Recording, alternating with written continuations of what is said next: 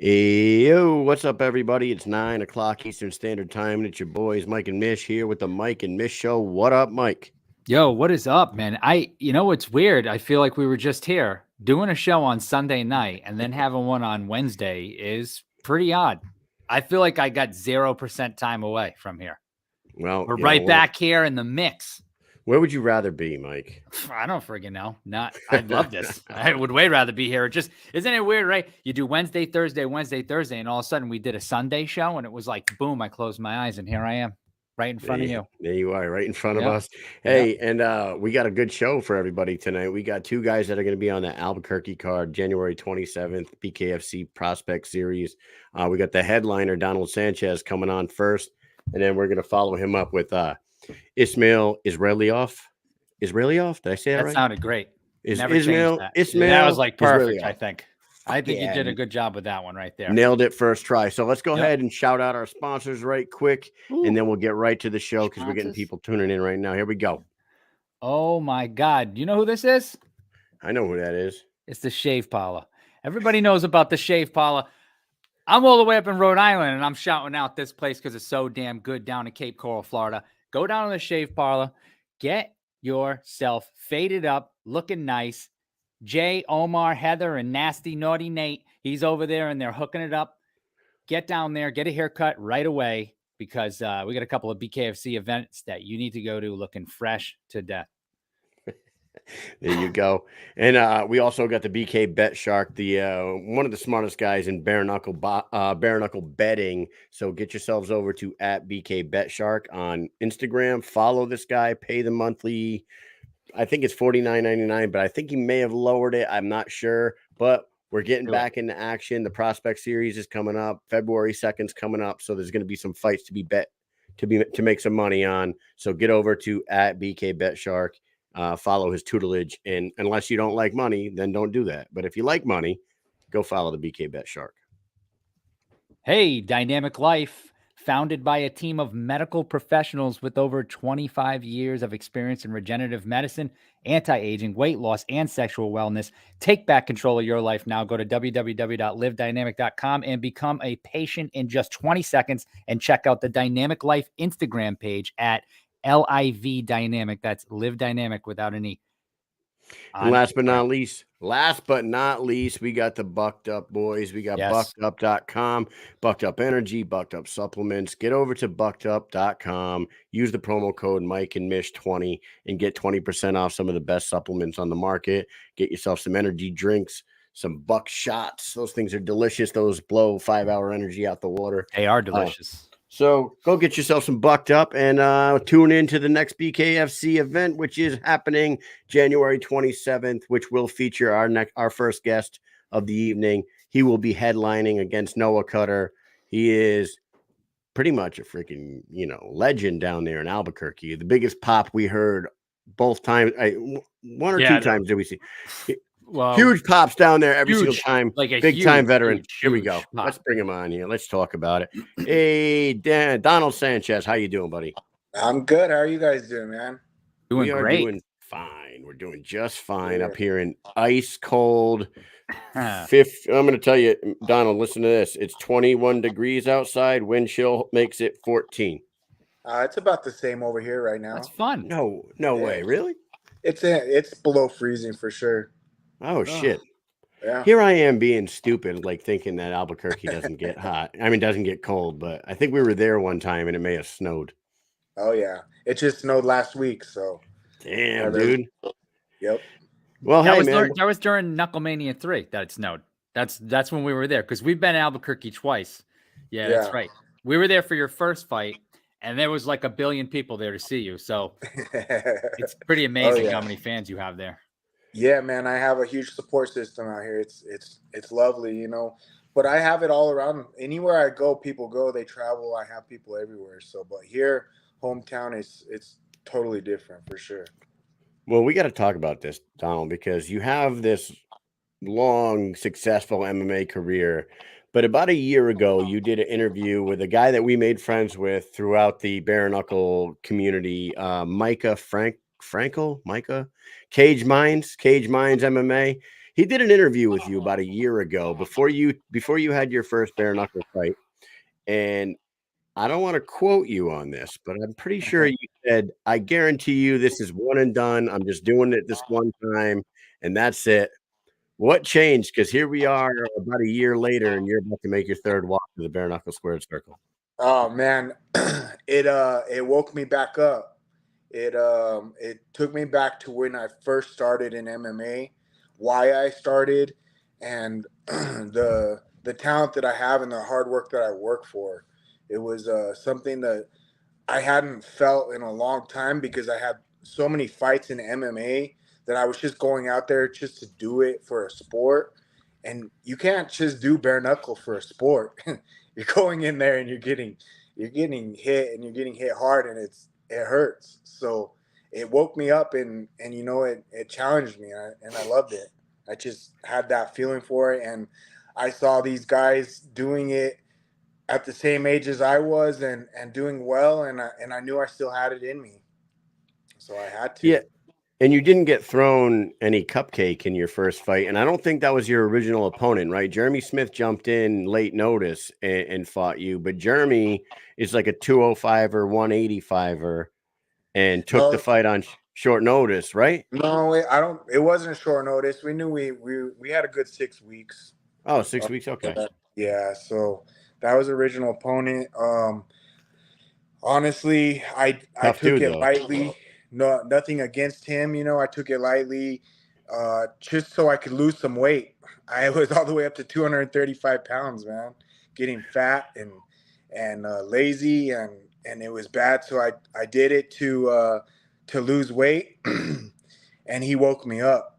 He woke the beast back up. So thank you, Jeremy Smith, for that. And we still talk a lot. I like that dude, and I have mad respect for him, and I thank him now for bringing me back. He's definitely a fucking gamer. Like he's Yeah. in. Like I don't know if you watch the fight with him and Houston Alexander? Oh Like what? yeah. That Jesus, what a that's what. brawl! Yeah, that's what made me realize. I said, "Damn, I just fought a dude that's a fucking monster too." And shit, and we went the distance. So here we go. Fucking make a crack at this. Make a run at it. You know what I mean? Right. Okay. So that leads me to my next question. Where is your mind state now? Like, do you want to do this for a while and make a run at a title here? You are you just playing it fight to fight right now? No, I want to make a run at the title.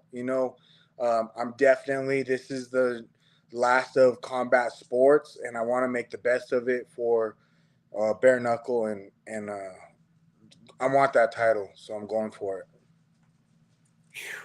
Well, we're excited to see that. We wanted to talk to you a little bit about your background before we get into Noah Cutter, which we're going to talk about. You talked about your support system down there in Albuquerque.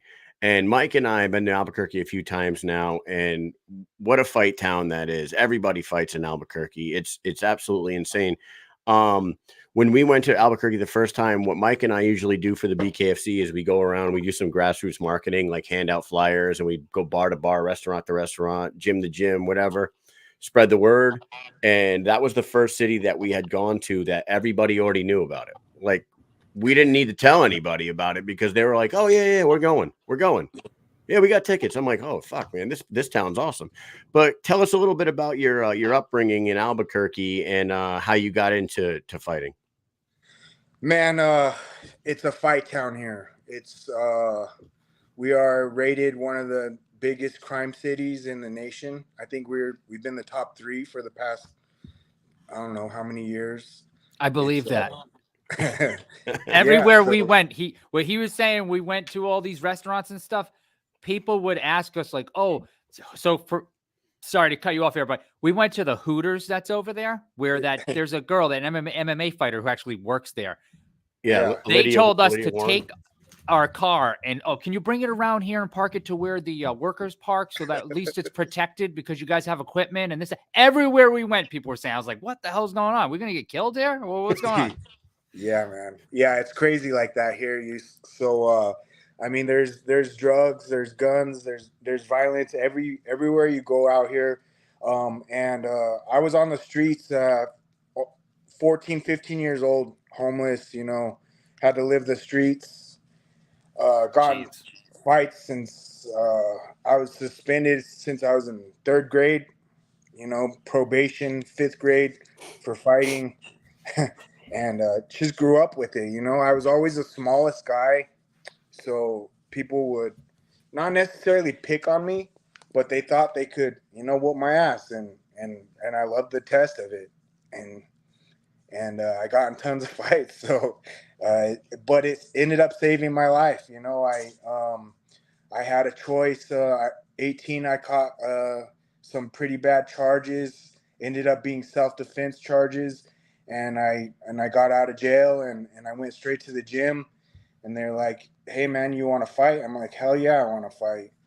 And I never knew that I was pro that whole time. I was pro from the beginning. I never got an amateur background, and I just went from there, and it saved my life. The gym saved my life.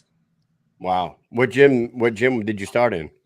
So I actually started out with a guy named Art Baca. It was a very small gym. It's crazy. Freddie Sandoval, he's actually on this card. I heard he was fighting, and I was like, I got to meet this guy's coach because we were always fighting in school and everything, and he was training for a fight. So I went over there, and I went in on a Wednesday, and they're like, "Hey, I'm fighting on Friday. You want to fight?" And I'm like, "Fuck yeah, let's fucking do this." And I fought Friday, and I won, and I just kept training since then. How old were you then? You said I was 21 then, actually, 21. when I first went. Yeah, but I So that's when when I did you ever fight for money prior to your first pro fight? I fought for commissary in jail, and that's about it. Oh, that makes sense. That Yeah, makes sense. That yeah. shit's great. You know, I heard hey, you. oh, go ahead, Mike. I heard you talking on another podcast about that, about you kind of getting bagged up for self-defense. What happened there? You know, some guys, just they tr- they try to beat me up, rob me, and they ended up. I guess I could tell a story. I was found innocent. You know, I beat up a few of them. One of them pulled a gun on me. I ended up taking Oof. the gun from him, and Jesus. basically I had to put them all into a room. There was 4 of them, and I put them in the room and took all their guns and stuff, and I left, and then they arrested me for it. So I was in jail for a while until finally, you know, they, you know, it was self-defense. That's all I can say. Yeah. That's fucking wild, dude. Yeah, I'm glad you came out on the good end of that, I guess you Right. can call it. yeah, Because you I said absolutely. you were facing like 10 years, right? Like that's Yeah, that's a big yeah. chunk of your life. I had 4 counts of larceny, 4 counts of assault with battery, 4 counts of assault with battery with a deadly Jeez. weapon, So were false imprisonment. the 4 counts of larceny, were you taking their guns? Yeah, for me taking What their the gun. fuck? Yeah, some bullshit. Yeah, Yeah, that's exactly. some bullshit, dude. What? Yeah. And So, if that was bullshit back then, can you imagine what they try to get you for nowadays? Forget it. oh man, They'd friggin' throw yeah, the book at you. yeah, Even absolutely. worse. So it's you know, it was a good thing that I ended up having a really good lawyer, and he's still a fan to this day. He'll be at this fight too, and he's gone to Oh, all nice. my local fights. Yeah, and Wow, he so you saved guys my stayed life. in touch. Oh, You absolutely. know, I self-defense, I thought that didn't exist anymore because I got in a fight when I was a teen back in the day and I got in trouble. And you know what the police told me? You should have laid down on the ground and curled up in a ball and waited for help because there's no such thing as self-defense anymore. I'm like, the No. fuck? And then the Hell, cop gave me a real moment of truth thing. He was like, listen, you ever get into a fight, whoever wins going to get the most trouble. So just fucking remember that. I was like, fuck, right? dude, this sucks. Yeah, Anyway, for dude, sure. But so so after that though, fast forward to like I don't know how long ago you started your business. You have a roofing company, right? Mhm. Yes, sir. And it's like taken off, no? Yeah, it's gotten fucking huge on us. More than I ever, you know. I mean, I always go for big, but it really grew really fast. We've doubled every year since we opened 5 years ago, and it's just yeah, we're becoming a huge name. We're getting huge contracts, and we have a great team, great everything, man. So Yeah. I'm getting really well known in the roofing industry throughout the nation and everything as well. And it's Wow. yeah, it's cool. It's really cool. I imagine that having a business like that and having a job and fighting, although could be tiring and very stressful on one way, but the fighters that don't have anything to fall back on and the fight is like all they have. So, oh, I'm fighting. I'm a new fighter. I'm making like $2,000 a fight. Then what do? You've got all these bills. You get your gym bill. You need food. You need somewhere to live. You have nothing to fall back on. That's fucking crazy. So it's nice to have that, safety Yeah, net behind you, yeah, it is, man. I, I've always been very well versed in entrepreneurship and everything, and because of that same fact, the nutshells that we fight for as a professional, and it wasn't until I was fighting out of the country where I was making decent money and everything in MMA, but I've always been involved in businesses and everything like that, and so it just now I'm set, so I don't have to worry. I got all the resources I need. I got all the support I need, and that's why it's so much better now. I can focus on the damn fight instead of focusing on figuring out how the hell to pay my bills and how to eat and everything like that. So it's just like it's crazy and it feels good and it's just the right time. Yeah, that's awesome. That's great, man. And I'm glad you're back. I'm excited about this next fight with you. You're fighting Noah Cutter. Now, a lot of people, let's talk about him for a minute. A lot of people, I've been seeing people talk about this in different podcasts and whatnot. And maybe people have brought this up with you in your interviews, but I wanted to ask you this. They talk about his experience in bare knuckle, but you are a 50 fight pro in MMA. You've been there and done that in MMA 50 plus times, and you've gone 10 rounds in the bare knuckle squared circle now, compared to Noah's 16 rounds of fighting in the bare knuckle squared circle. So, do you really believe that his 9 fights of experience in bare knuckle trumps your 50 plus MMA professional fights and 10 rounds in the squared? So, do you think he has any kind of advantage when it comes to that? You got to be absolutely crazy if you think that's an advantage. Not only that, you could look at my boxing record. Go to BoxRec and see the guys that I fought in boxing too. It's not just MMA. It's Yeah. boxing, Yeah. kickboxing. I've done them. I've done it all. They're looking past that. I don't care how many fights you have in this. Not that he's not fought anybody good or anything, but I've fought some of the top guys in MMA and boxing. So, Right. nah, I just brought that up because I hear that It's a point that people have been arguing. That's a point that people are bringing up that, well, hey, this is only his third one and Noah's going in there for the 10th time. And I'm like, are they just ignoring the fact that this dude's had 75 fights in the past and went 2 full 5-round fights in bare knuckle, and Noah has gone 16 rounds total? Like, nothing against Noah. He's an exciting fighter and he's an awesome fighter to watch, but like, he doesn't have a boatload more of experience than you do. Like, people are trying to make that, they're trying to make that a talking point. You know what I mean? No, that's fine. Yeah, he has a lot more bare knuckle, but I'm just getting warmed up to this. I can go straight boxing. I can go MMA style. Like that's what I tried with Jeremy Smith. I tried more of a boxing counter. It didn't work. I figured that out. He went forward the whole time.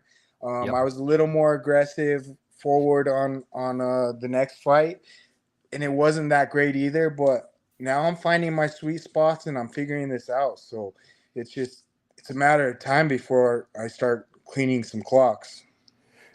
Do you when you fought Jeremy Smith, was that the first time you had fought at that weight before? Because you fought most of your career at lower weight. You're significantly bigger now. Were you like surprised by how you felt fighting with that much more size on you? And from one fight to the next, did you condition a little different from the first one to the second one, seeing how you're so much bigger now? Well, so when I very first started, started at 185, but I was chubby, not not like muscle mass, like building up over the years that you do and whatnot.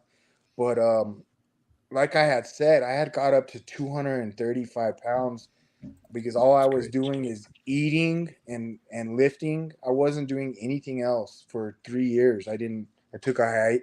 Like I hadn't fought since COVID or around COVID when it first started. So um I came to a realization that when I was fighting at 145 and 155, I was malnourishing myself. I had a case of body dysmorphia, and it was no good for me.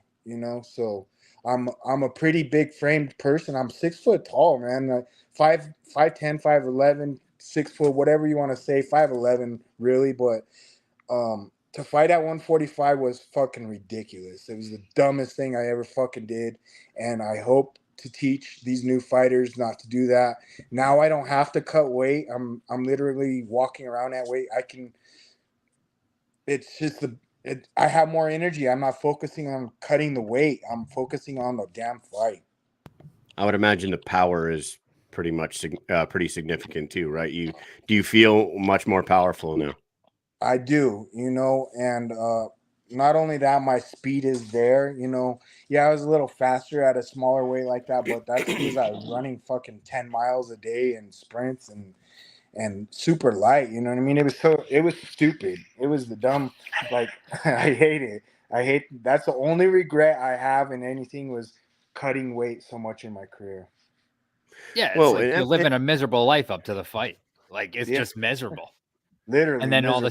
then all of a sudden you're like, okay, now I'm finally done and I got to fight in less than 24 hours. So I'm going to feel like shit during the fight too. Like I Yeah, hate it. I hate watching it. I hate watching you guys do it because I feel like it sucks. You see people come yeah, up there. Some people can barely even walk and they're going to fight soon. You're like, I just can't see how they're going to be that great. And some people go out and still win. So you just imagine how good they would be if they didn't fucking have that, yeah. look at like Anthony Johnson back in the day, Rumble Johnson. Remember him? Oh Yeah, my God. Yes. Rumble crazy. would look like he was coming straight out of a concentration camp onto the He fucking would be scales, just, and then he'd knock somebody out the next night.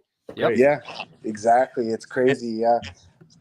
And MMA doesn't really give you many options as far as weight classes go. That's got to be something nice about BKFC compared to like MMA, because BKFC's got 35, 45, 55, 65, 75, 85. You know what I mean? Then it jumps to 205. But MMA, you're 155 or 170. Yeah. 170 or 185, 185 or 205. There's a big Yep. gap. And Yep. if you're like one of those in-betweeners there, you got to make a decision, and it might fucking take away from your talent a little bit. Right. Yeah. Well, and also back in the day when I first like started cutting down weight and everything, I was fighting at 170, 155 sometimes, but then I had my main sparring partners were Carlos Condit and Timmy Means, and they're big ass mean motherfuckers.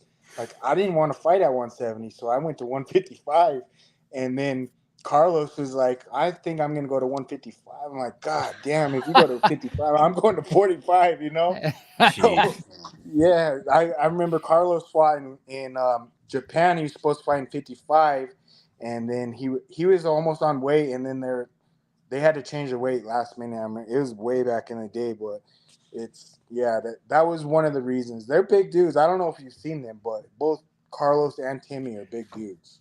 You know what's funny is Knucklemania 3 was in Albuquerque, and I had to go outside and meet some people at the press box. I mean, at the ticket windows to walk them in.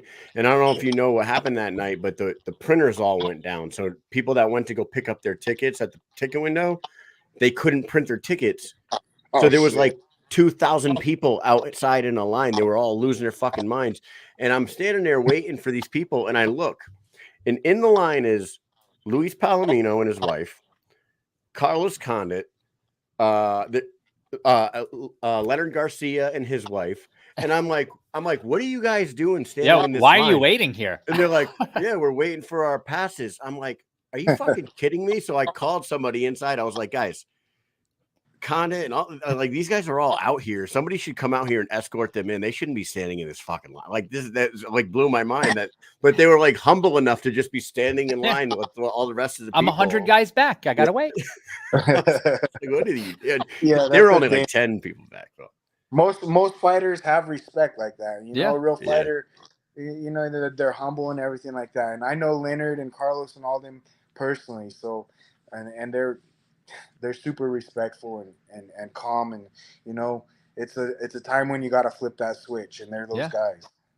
Yeah. Yeah. No, Palomino's the double champ of the actual promotion that he's trying to get in. And he's just standing in line. I'm just going to wait for my tickets here. Wait for my tickets. This shit is crazy. Yeah. Yeah. Everyone's phone number. Yeah. It's fucking wild. All right. Well, Donald, hey, before we let you go, what can we expect out of this fight between you and Noah? We saw the first one with Jeremy. You made a few changes. You had a better showing. You even said it wasn't your best showing, but you had a better showing your second time out. Third time in the squared circle, you're headlining this time in front of your hometown. What can we expect with you and Noah? You can expect a whole different Donald once again. I'm coming strong. And I just can't wait to go out there and showcase. I'm definitely going for a finish. I need finishes. Fuck this five round fight and getting cut up and hurting your hands. Fuck that. I'm going for a finish, and I'm trying to finish fast. There it is. This fight's going to be awesome. Everybody that's paying attention, you guys know it. We're going to ask you 5 somewhat fight related questions. Actually, we're going to ask you 5 off the beaten path questions. First one for you. If you never got into combat sports, what career path would you have followed? And where do you think you'd be today if you followed that path? I would have been in jail, prison, or dead. Honestly, that's 100% the truth. But I was always very good at sports. I was very good at football. I fucked that off by getting kicked out of high school. You know, I had scholarships and everything. I probably could have gone to college for football and whatnot. But I would have been in the trades like I am now, probably, you know, if I wasn't in jail. There you go. Second question for you. Besides fighting, what would you say Albuquerque is most known for? Most known for what's that damn movie that they made for Netflix? the blue meth one. Breaking Bad. Breaking Bad, yeah, that Breaking Bad. I don't watch too much TV, but everyone talks about Breaking That's right. Bad. So. That is Okay. right. Yeah, that's a good answer. All right. Who's a top tier active MMA fighter that you think would transition best over into BKFC right now? MMA fighter. I think Timmy Means would Timmy be a Means? great bare knuckle fighter. Yeah, he has some of the best boxing that people don't really see. Awesome. The Dirty Bird, right? Dirty Bird, Timmy Means? Yes, You sir. think there's ever a chance of that happening? Yeah. Nah. Give him a ring. He's still going good, strong in the UFC. You know what I mean? And he has a good contract. You know, he's sticking up there and he's doing well. So, but I don't. All right. I don't think so. I'd love to see him over there, though. That'd be cool. Yeah. All right. That'd be cool. Number 4, what is the craziest location you've ever gotten into a fist fight at? You might already A told us legal about fist fight or illegal? Any fight. I fought in Russia, man, and it's fucking crazy out there. Yeah? Those Russians are crazy. Yeah. It was we were in the stadium and we hear a bunch of commotion and the Olympic Russian team was trying to get in the back door and they're like speaking their language and all the security just moved to the side and then they all just bombarded through the back, man. It was fucking crazy. You're a lot of Holds crazy barred stories. over there. Hell yeah. And last question for you, dude. Over the years, what's the most recommended nickname people have said you should use? Man, when I was fighting in Canada, they wanted me to be the American Stud, but the Don has always stuck with me. The Don? The Don. The Don. Not dirty, Yeah, not dirty. Nope, not dirty Sanchez. Nothing. I was saying today, I was like, man, if I was Donald Sanchez, I would have been dirty Sanchez. And every time I rear naked choke somebody out, I would. The ref would come. Yeah, as soon as the ref broke it up, right, you just slide your fingers across the top lip and they're done. That's your finisher. Yeah, that'd be funny. Yeah. Nope, that never came up really. Nah, that's You funny. you could do it in bare knuckle too. You just walk up and shoop. With a little bit of blood. Yeah. Yeah, there you go. All right, Donald. Well, thank you so much for coming on here. It was a pleasure speaking with you. And unfortunately, Mike and I will not be out there live for this one, so we'll be tuning in. Any final words to anybody that's going to be tuning in before I let you go? No, man, I just want to thank you guys for having me. Thank you for everybody that supports it. Go follow, go like, go watch this fight. I'm gonna show you guys what the Donald Sanchez does. The Don. The The Don. Don. All right, brother. Thank you so much for coming on, and we'll talk to you later. Later, guys. Have a good night. Bye. There he is, Donald Sanchez. That guy's a legend down there in Albuquerque, man. Like Yes. we weren't joking when No. when he first came out to fight Jeremy Smith. We were like shocked by how loud that fucking arena was. It was absolutely crazy how popular he is down there. Awesome guy. It's going to be a great fight, him and Noah Cutter to headline the first event of the year for the BKFC. Can't wait for that one, Mike. Yeah, it's gonna be really awesome. I saw that somebody was asking if you can bet on these fights, and I believe that you can. Kevin Smith had shared something, so I believe you can bet on these fights, and probably on Bet Online and also maybe DraftKings. I don't know if DraftKings picked up the Prospect Series, but we'll see. But let's go ahead and bring in our second guest. He's been waiting patiently. He is going to be making his debut on that same card. He's fighting Danasabe Mohammed, Danasabe Mohammed, big dude who's got a lot of experience in MMA, but this guy's got a ton of experience himself, and he's only 23 years old. Let's go ahead and talk to Ismail Israilov. Hello. Hi. How are you guys? What's Doing going good. on? How are you? Hey, all right. You could right away. How bad was it? Did he say your name really bad or what? It's not bad. Not bad? It's not bad. Nice. Not bad. Well, hey, practicing listen. all day, so. And I'm going to help you guys. Okay. So that's Mike. I'm Mish. This is the Mike and Mish show, and thank you so much for coming on here. A friend of ours asked if we could talk to you on the show, Kevin Smith, and we're excited, man, especially after seeing that news article and reading about you a little bit. You have just 5 pro fights under your belt, but you have hundreds of amateur fights. So can you tell us where you got your start from? Супер. Расскажи, как началась твоя карьера вообще, с чего начинала вообще? Я не помню времени. Я не помню времени, когда я начал учить. Can I guys translate? Yeah, because he's having a hard time. Right? Yeah, no, that's fine. That's fine. Yeah, go ahead. We'll keep our questions a little shorter so that you can translate and then let us know. Я знаю. Ты историю не знаешь. Я когда начал заниматься спортом, не от меня зависело, отец отвел, сказал, что не надо. Yeah, pretty much. These guys from Caucasus regions, they men of very little words. So these guys come from very interesting backgrounds from Caucasus Mountains. Actually, I compare his life story to like the movie 300. The Spartans, when they had their little kid, they literally throw him to the wolves. If you get out, you get out. So these guys come from very long lineage of like lots of like some of the best warriors the world has ever seen. All they know is fighting. They have no other option. He grew up in a village of Chechnya. You look one way, there's nothing there. Look another way, there's nothing there. Holy shit! They would hang out by the rock, the crossroads, to the roads that led nowhere, and they just fight hours and hours of fighting. So he's competed in hand-to-hand combat, grappling, wrestling, pretty much 200 some fights.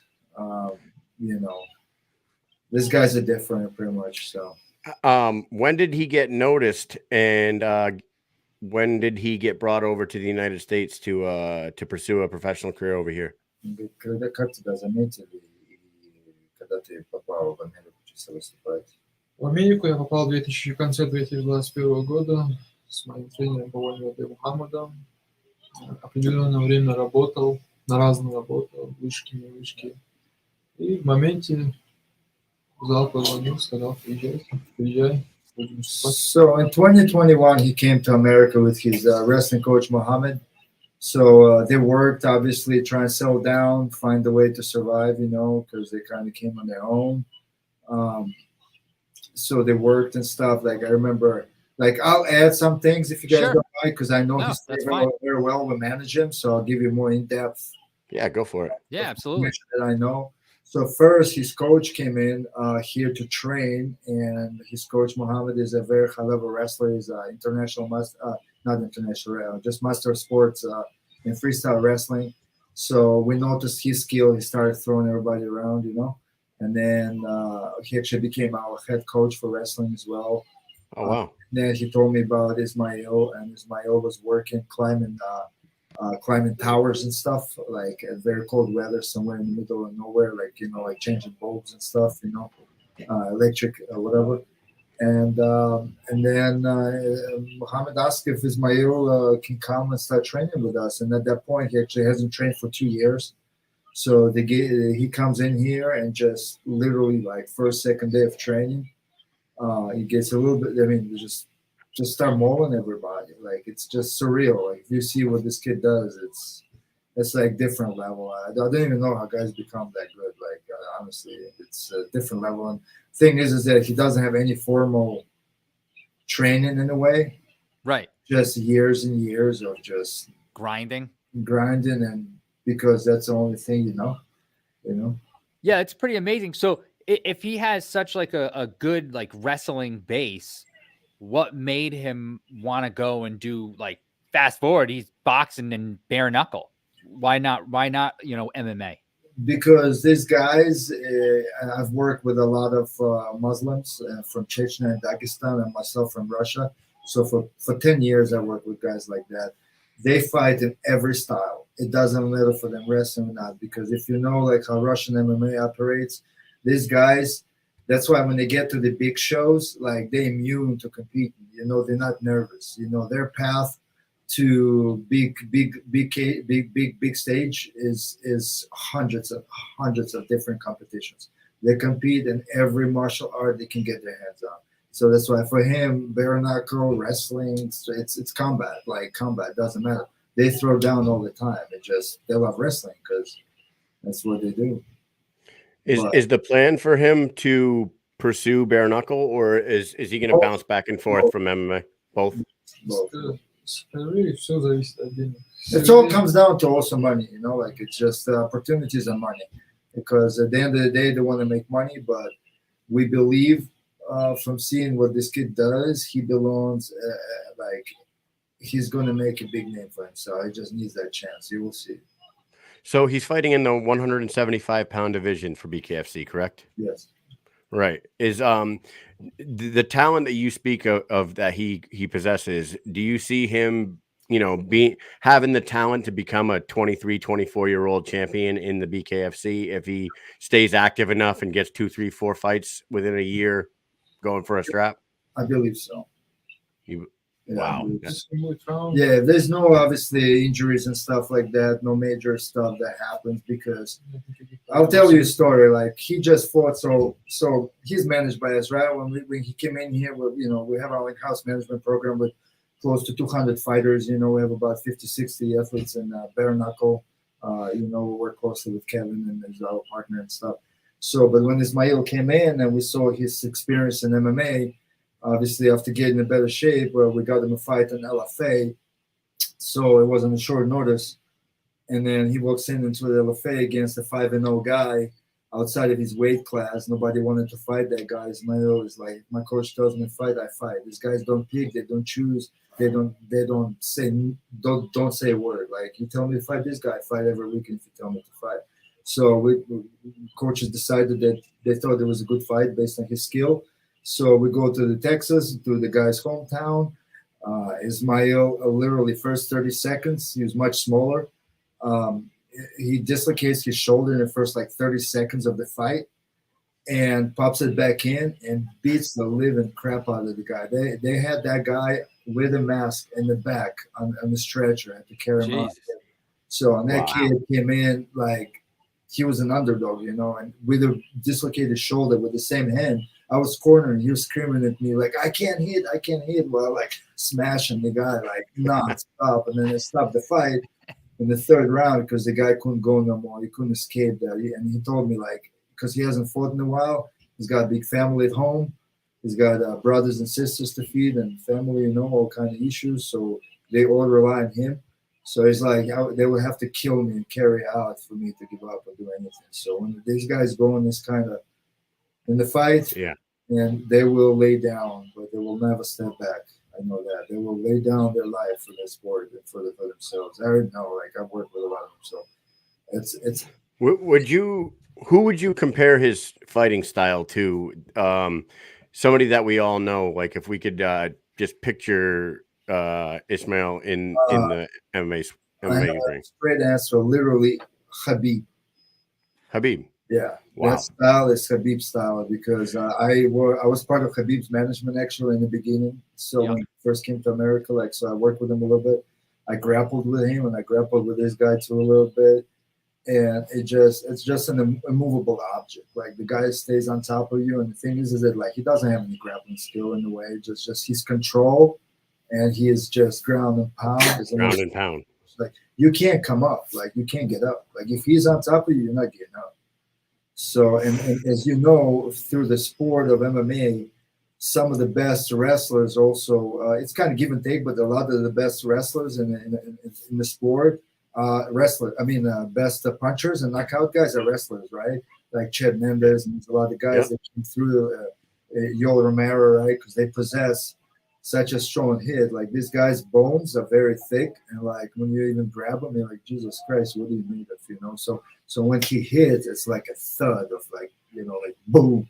So right. I've talked about it on the show in the past. Like the real strong wrestlers, their grip strength and their wrist strength. You get a grip on a strong wrestler, it's like gripping a steel pole. His grip is insane. If you look at his legs and everything, like his whole build, it's literally like Khabib build, like same V shape. Like it just study this guy. You'll see. It is you know, hopefully everything works out. But he's from what we see is a real deal, at least in his mind. Like I can imagine that for bare knuckle fighting, it must be appealing that it is a bit different than boxing, although it's a lot of stand up. There's punching. However, there's a clinch involved, which brings on another level to the game in bare knuckle, because when you got a guy like Ismail, he can run at you and grab you. You might not be able to get away from him. And so wrestlers actually do pretty well, as we saw in the fight with Kai Stewart. I don't know if you saw that fight. Okay. Kai Stewart's known. He's a wrestler, college wrestler, and he fought a guy who's traditionally has a boxing style. He boxed.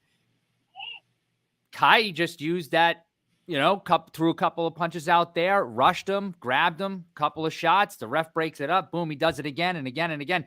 And, you know, in that fight, HD really didn't have an answer to it. And it's not just HD. It happens with a lot of people when they get, you know, somebody who is a strong wrestler and knows how to control someone's body. It is tough to get away from them. So if you can punch in the clinch, I mean, and control your opponent, that must be very appealing.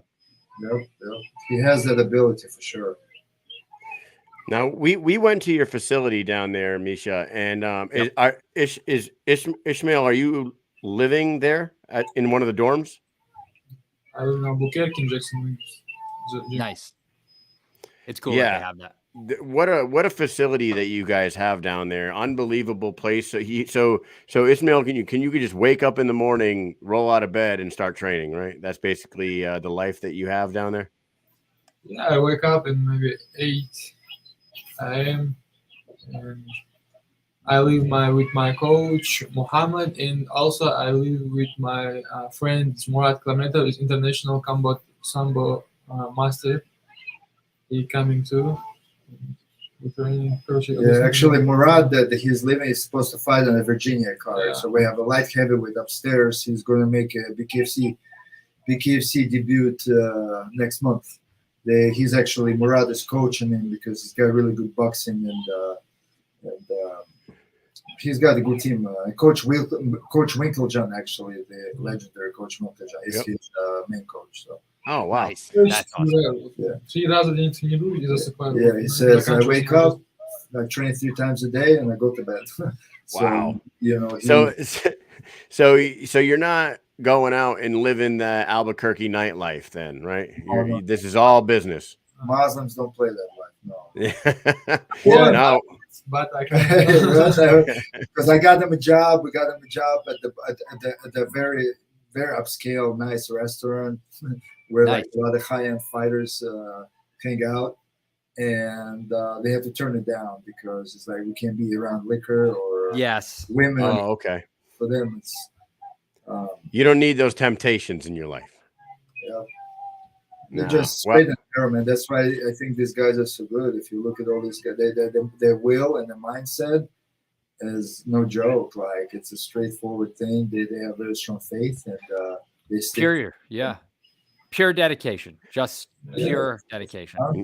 Yeah, you got to keep focuses. Like they want to make the name for themselves. They know how good they are, so they know the opportunity they have in front of them. So they're not going to mess around. I've seen so many Muslims, they don't play around, man. They're in that sport, they give it all, and that's why they dominate. If you look at the landscape of MMA or any kind of competition, you know, it's like almost like 90% win-to-loss ratio, you know? Oh, yeah. It's crazy how successful they are. Like, you know, when you fight these guys from there, you know you're in for a fight. You know when you fight them, you fight anyone with a name over at the end, you know. Oh yeah. Or usually you do have a mustache, but usually it's the beard with no mustache, right? That's what you gotta watch out for. Shave that mustache. Beard with no mustache? No way. No, thank you. Right? That beard already by itself. Like, it's a big indicator. With a Z or a V in the last name, just get the hell out of there quick. Just get out. Now, we're not going to ask you game plan or anything like that, but you're fighting a veteran MMA fighter in Danasabe Mohammed. What can we expect out of Ismail on the 27th when he makes his BKFC debut? Is this going to be a display? Is it going to be a quick work, a grinding 5 rounds? What are we thinking? Да не, что тебя ожидает? Понятно, что план действий мы не будем спрашивать, но что именно ожидает? Победы. Just what can you expect? Victory. Victory is the only thing. It's how it comes. These guys don't plan. Doesn't matter how. Just win. Just win. Just win. W at the end of the fight is what matters. W. I love it, man. Well, hey, you're in a 175-pound division. You go out there, you look good. You get yourself a long contract there. And there's some killers in there. We heard Mike Richmond's coming back someday. You got Dave Mundell at the top of the heap, but there's a bunch of tough fighters in between him and you and them. So I'm excited to see you. I got a lot of people in the comment section that didn't know about him at all, and now they're very intrigued. Especially when you compared him to Khabib. That's you know, he's the GOAT. So any final words? Does he have a message he wants to send out to anybody that's going to be paying attention on January 27th? I know you said he's short on words, but if he wants to say anything, deliver a message. Go ahead. He said, "Don't blink." Don't blink. Don't blink. All right. I love it, man. Well, Thank you so much. I'll have to tape my eyes open. I'll be watching. Thank you, guys, man. I don't want to miss a thing. Can't wait to see your fight. Thank you for coming on. Thank you for the translation, and hopefully we'll run into you guys soon. Of course. Yeah. Thank you guys for your time. Thank you. All right. Have a great night, and best of luck January 27th. Bye-bye. Later. All right. Hey. Wow, man. Hey, you know, sometimes we do new things on this show, and that guy right there, you know, there's something about the guys from that area of the world that just have a stone cold killerness about them. Yeah. Khabib has it. Ismail Makhachev has it. I mean, Islam Makhachev has it. Khamzat has it. Yep. They just got this aura around them where like, I will fucking smash you, basically. Well, number one is their religion, right? So they're very strong. They're like very focused on their religion. They're honest, their integrity, everything, right? So that's number one. It's ingrained in their whole being. So they build the whole world around that. Now they're living in really tough conditions, like weather-wise, most of the time, right? Really, really tough conditions. And like he said, you look one way, you don't see anything. You look another way, you don't see anything. So not a lot of distractions, but also not a lot to do. So Right. you can fight, wrestle, practice. You could do that all day long. So you just focus on one thing every day, all day. And that's what you do. So you don't use the distractions of women and drugs. There's not really much to do anyways around. So you focus on that. Their religion keeps them very focused on a path, So I think that's what it is, It's just it's a hard life, but tough times make tough men, make tough people, right? Listen, that's how it is. 200 amateur MMA fights, 200 plus, 200, they said. Yep. Yeah. He's 4-1 right now in MMA. I don't know what his one loss was. I don't know if he got caught or something like that, but he just has that like aura about him. And Kevin had talked to us about him and said, watch out for this guy. And now I hope everybody's paying attention to this goddamn Prospect Series card, because this card has all kinds of intrigue on it, dude. I'm telling you, like, the top 4 fights are awesome. There it is, man. The top 4, you got Donald and Noah Cutter at the top, of course. But then you got Jenny Savage and Taylor Starling. They're running back a fight that they had in MMA back in the day, where Jenny came out on the winning side, but they're going to get to run that back finally with the gloves off this time at 115 pounds. Eric Dotson's getting back in there against Dakota High Pine. We just talked to him the other day. He's such a nice dude and like a really dedicated guy to his family, and he's fighting for his family. And then you got the 4th card right down there on the card, Israilov and Mohammed. This one's got friggin' a big highlight mark around it for me now. Yeah, I can't wait. And tomorrow we are talking to Mohammed, right?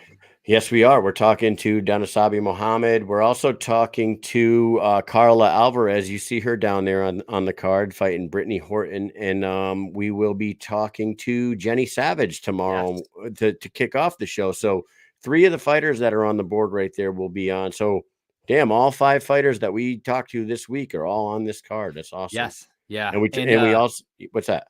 You're going to say Taylor Starling? We got Taylor next week. Yeah, we got Taylor next. She was supposed to be on tonight, because we did tell people that she was going to be on tonight.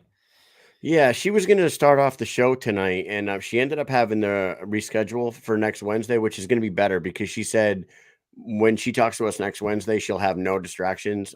She'll be in Albuquerque.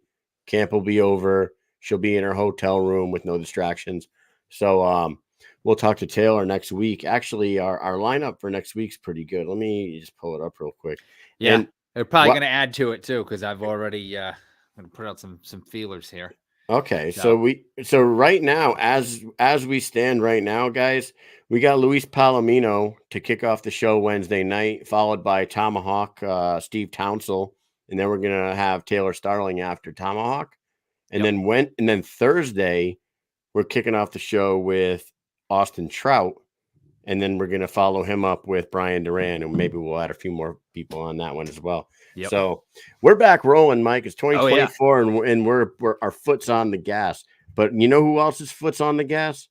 The BKFC. Oh, and they're making moves, Mike. What did they do? I'm gonna tell you what they did. What they did. Do? They're not here to take part. They're here to take over. Oh my God, dude! I'm telling you, when I saw this, I was so excited, because this means Connor likes this. Connor's into this shit. That's for sure. If he's going to put his business on it. Yeah. Oh man. I forget who I was talking to. I want to say maybe it was our good buddy Brown in the shop the other day. And I was like, I'm very surprised that BKFC doesn't have an alcohol sponsor, a beer or a liquor or something, like a real, you know what I'm saying? Like a nice, prominent. A lot of people do. I feel like it's there. I'm sure they're working Modelo, on like UFC and Modelo and Bud Light. They're Bud Light now. Bud Light now. Yeah. Yep. But look at where we are now. All the time. I swear to God, I was just talking about that like last week, and then boom, I didn't even think about this. Forged Irish Stout.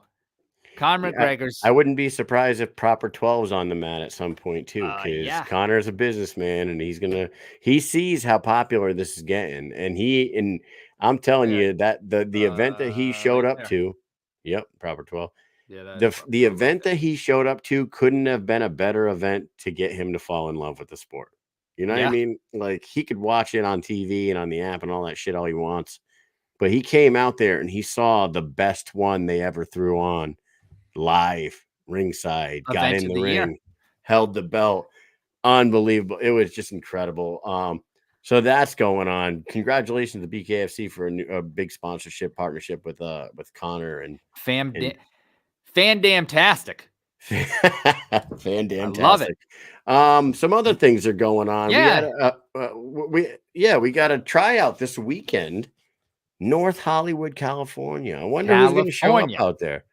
You know what I mean? They always got some fighters showing up and, you know, dilly-dallying around with the tryout with the prospects. I wonder what they're going to do out there, but that's Saturday, North Hollywood, California. And I think our Cali boys going? I don't know. They should, but I don't know how close they are to that place. I mean, California. I thought the Cali boys said that they were going to go down there and hand shit out. I think they did say that, didn't they? Yeah. Shout out, let's go, boy, dude. Shout out, let's go, boy. That's correct. Shout out, let's go, boy. One more time. Let's go, boy. Yes, look, Absent-Minded is right there. He says, yes, we will be there. That's what I'm talking about. The Cali boys will be in the house. These guys are awesome, man. They're going to be marking the turf. You know what I'm saying? They're going to be throwing pissing all over in corners and shit. They're peeing on it like fucking some dogs. You know what I'm saying? Other than that, we also had a friend of ours get a promotion, and we had somebody join the ranks of the same field that this guy's in. You know what I'm talking about, Mike? Yes, I do. Boom. Driver engineer. Congratulations on your promotion, our good friend Jared Warren, Captain Deadpool. How about that? Look at this guy. He's a damn hero. He's a hero. He's a fireman. He's a superhero. He's a fighter. Look at this guy. And he's dreamy. He's a dreamboat. Yes, he is. How can he be a boat and a fucking fireman at the same time? This is how you do it. Mike, what is a driver engineer? I was thinking, this is a driver engineer. They're like the bell's ringing. He jumps in. He makes sure the truck's ready at all times. He gets in and he goes, all right, Google Maps, where are we going? And then it tells him where to go. And he drives as fast as he can to that place. And then he finds the best place to park to set up the hose and everything else he needs to do. He's very good to come up with the optimum position. All right. Well, the general statement was not supposed to be offensive. Okay. So I just Googled it because I'm stupid and I don't know what a driver engineer is. He makes the car. What do driver engineers do? General statement of the job. Under the supervision of a rescue lieutenant, they are responsible for the overall operation, care, and driving of the fire suppression and or aerial apparatus. Captain Deadpool's a big deal. Dude, that's pretty good. That's pretty good. I think that's what you do. That was pretty good. You were pretty close to it. I think you looked it up, didn't you? I did not. That was made up. All right. Well, you did all right, but he's not the only firefighter in the fucking BKFC ranks anymore. Not.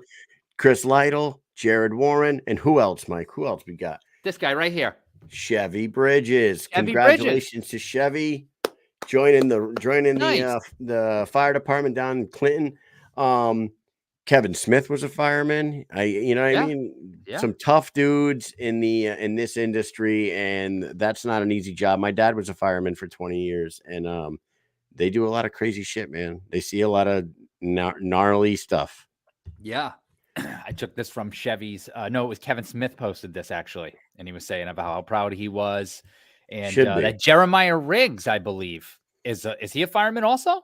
Jeremiah Riggs, I don't. If he is him on that, he has something to do with this. He is. I know he is. I know he is mentoring Chevy, and he's like, he brought him into his gym, and he's like helping him. He's like life coaching him. I do not know if Jeremiah Riggs is a fireman, but if he is also a fireman, he is he's a professional fighter, MMA, bare knuckle, bull rider, reality TV star. And a truck driver and maybe a firefighter. I don't know. How many fucking jobs can one guy have?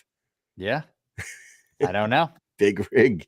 Just a ton. The guy does so many things. He's like Man, he's unbelievable, really. When you get to talking to him, he's had like the craziest life ever. You know, I just realized that I had this on my wrist. This is this is what happens when you're a girl dad. You see what happens here? This is for ponytails. I must have taken it off. You know, I got to give a ponytail real quick. Whoop, whoop, whoop, whoop, whoop, boom, done. I'm so good at it. I'm horrible, actually. How are you on braids? How are you on braids? I don't do them. I don't do them. That's how I am.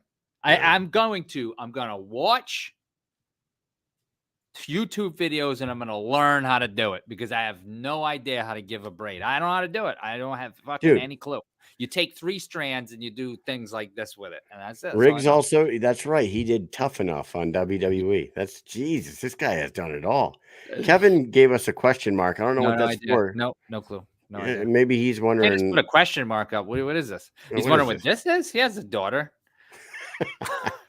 I don't know. What is that?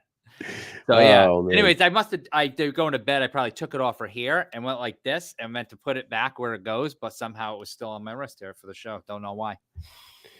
All right. Well, hey, yeah, let's fucking wrap this thing up. Thank everybody. Hey, Donald Sanchez and Ismail Israilov. 2 awesome interviews tonight. Thank you guys both for coming on tonight. It was great talking with you both. Best of luck, January 27th. And make sure you guys tune in next Wednesday. Actually, tomorrow. Jesus, it's only Wednesday. Tune in tomorrow when we talk to Jenny Savage, Carla Alvarez, and Danasabe Mohammed. Papa Midnight, bro. Papa Midnight. That's right. I wanted you to finish that. Papa Midnight. Papa Midnight. That's an interesting nickname. Kevin was talking to somebody in the comments, had me lost. Actually, I meant to star a comment right before we leave here. Let's just touch on something. Jason, with a 4 for an A, said, Jason, he said he was going to be down in Florida. He's thinking about going. Is anybody going to be there? We're going to be there. So you better go because we're going to be there and we want to meet you. Is anybody going to be there? Big Ben 316 is going to be there with about freaking 24 people. That's right. Mike and I are going to be there. My old man's going to be there. His dad's going to be there. Yeah, my dad's going to be there. Maybe even fucking Uncle Pete. Yeah.